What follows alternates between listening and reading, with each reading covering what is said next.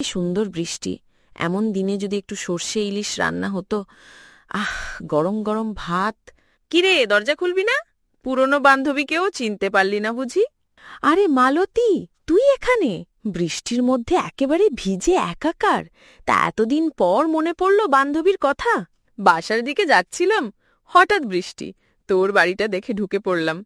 জানিসই তো, তোর হাতের চা আর খিচুড়ির কথা আজও ভুলিনি। এসে ভালোই করেছিস। আজকে ভাবছি ইলিশ মাছের তরকারি করব। ইলিশটা ছিল, তোকে দেখে সর্ষে বাটাই দিলাম। বৃষ্টির দিনে এর চেয়ে ভালো আপ্যায়ন আর কি। তুই তো এখনো একের মতোই। এত যত্ন, এত ভালোবাসা। জানিস, শহরের হোটেলেও এরকম স্বাদ পাই না। তোর সঙ্গে এমন হঠাৎ দেখা, মনটা ভালো হয়ে গেল। তুই না এলেই বুঝি এই ইলিশও রাধা হতো না। রিনা, তোর এই বৃষ্টি ভেজা উঠান, গরম ভাত আর বন্ধুত্ব, এই মুহূর্তটা যেন গল্পের মতো। বন্ধুত্বই তো জীবন রে মালতী।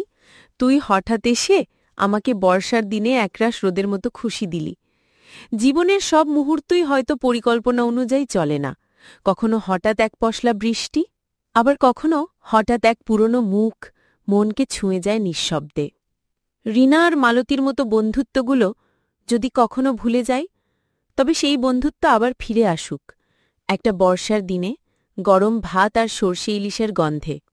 বন্ধুত্ব মানে শুধু স্মৃতি নয়, বন্ধুত্ব মানে ফিরে আসার এক অবক্ত প্রতিশ্রুতি।